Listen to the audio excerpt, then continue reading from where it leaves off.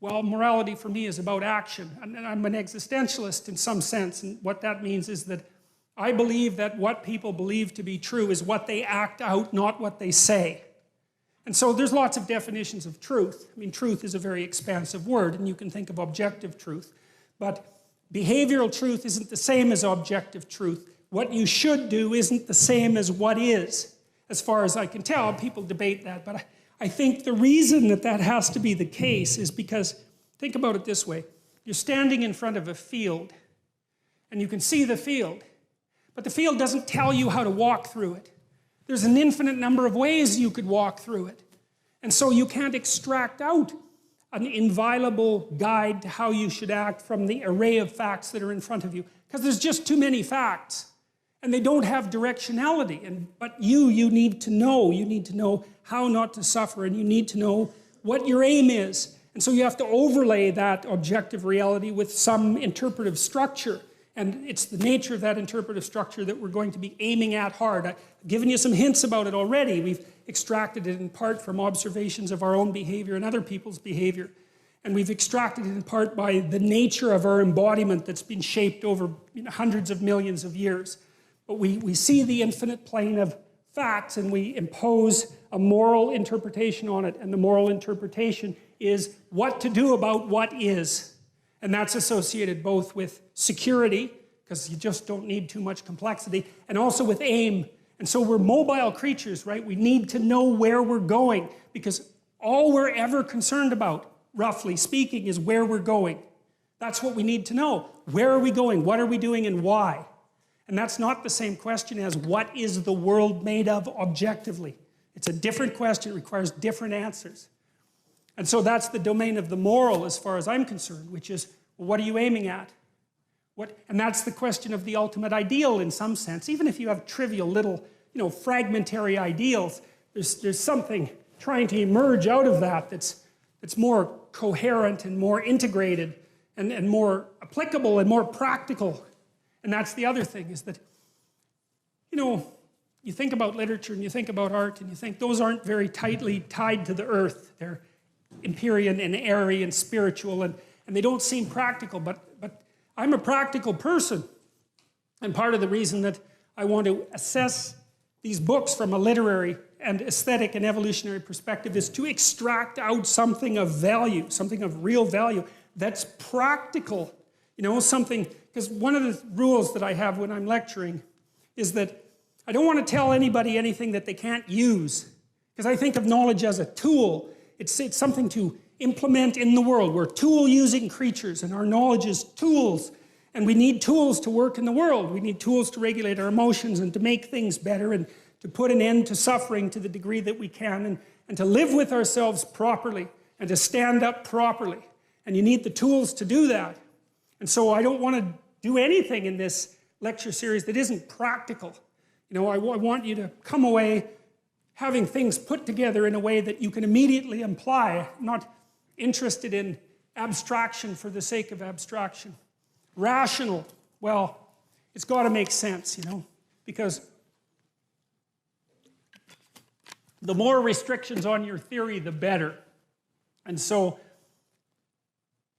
I want it all laid out causally so that B follows A and B precedes C, and in a way that's understandable and doesn't require any unnecessary leap of faith. Because that's another thing that I think interferes with our relationship with a collection of books like the Bible, is that you're called upon to believe things that no one can believe. And that's no good, because that's a form of lie as far as I can tell. And then you have to scrap the whole thing, because in principle the whole thing's about truth. And if you have to start your pursuit of truth by swallowing a bunch of lies, then how in the world are you going to get anywhere with that? And so I don't want any uncertainty at the bottom of this, or I don't want any more than I can get, than I have to leave in it, because I can't get any farther than that. And so it's going to make sense rationally. I don't want it to be pushing up against what we know to be scientifically untrue, even though science is in flux, and that's, somewhat of a dangerous parameter. If it isn't working with evolutionary theory, for example, then I think that it's not a good enough solution. So, And then finally, it's phenomenological. Modern people, we think of reality as objective.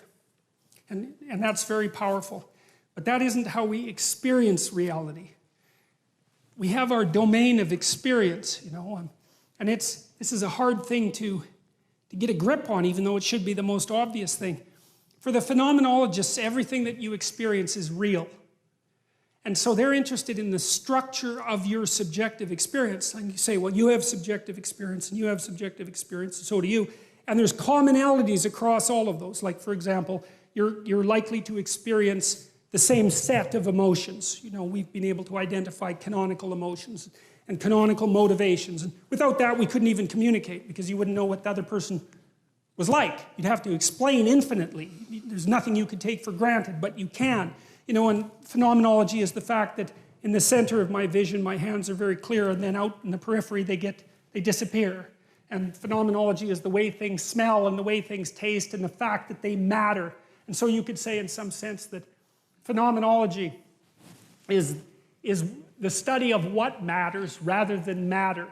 And it's a given from the phenomenological perspective that things have meaning.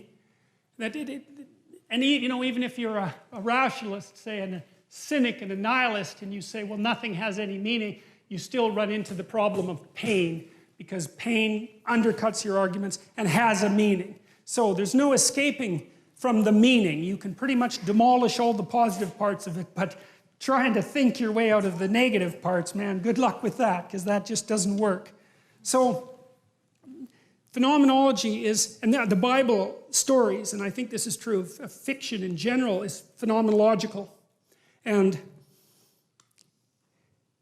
it concentrates on trying to elucidate the nature of human experience, and that is not the same as the objective world. But it's also a form of truth, because it is truth that you have a field of experience and that it has qualities. The question is, what are the qualities? Now, ancient representations of reality were sort of a weird meld of observable phenomena, things that we would consider objective facts, and subjective truth, the projection of subjective truth. And I'll show you, for example, I'll show you how the Mesopotamians viewed the world. They had a model. Basically, the world was a disc. If you go out in a field at night, what does the world look like? Well, it's a disc. It's got a dome on top of it. Well, that was basically the Mesopotamian view of the world, and the view of the world that the people who wrote the first stories in the Bible believed too. And on top of the dome there was water. Well, obviously, it's like it rains, right? Where does the water come from? Well, there's water around the dome. And then there's land, that's the disc, and then underneath that there's water. How do you know that? Well, drill. You'll hit water. Well, it's under the earth, obviously, because otherwise how would you hit the water? And then what's under that? There's fresh water. And then what's under that? Well, if you go to the edge of the disc, you hit the ocean. It's salt water. So it's a dome with water outside of it. And then it's a disc that the dome sits on. And then underneath that, there's fresh water. And then underneath that, there's salt water. And that was roughly the Mesopotamian world. And you see that's a mix of observation and imagination, right? Because that isn't the world, but it is the way the world appears. It's a perfectly believable cosmology, and the sun rises and the sun sets on that dome. It's not like the thing is bloody well spinning. Who would ever think that up? It's obviously the sun comes up and goes down and then travels underneath the world and comes back up again.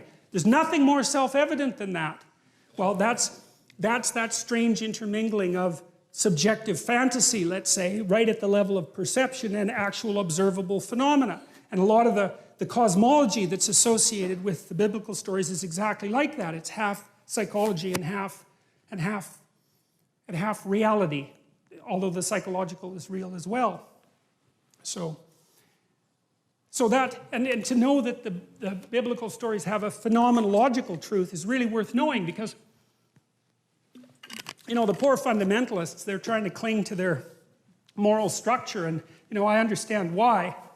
Because it does organize their societies and it organizes their psyche, so they've got something to cling to, but they don't have a very sophisticated idea of the complexity of what constitutes truth, and they try to gerrymander the biblical stories into the domain of scientific theory, promoting creationism, for example, as an alternative scientific theory. It's like that just isn't going to go anywhere, you know? Because the people who wrote these damn stories weren't scientists to begin with. There weren't any scientists back then. There's hardly any scientists now. You know, it's hard to think scientifically, man. It's like it takes a lot of training, and even scientists don't think scientifically once you get them out of the lab, and hardly even when they're in the lab. You know, you got to get peer reviewed and criticized, and like it's hard to think scientifically.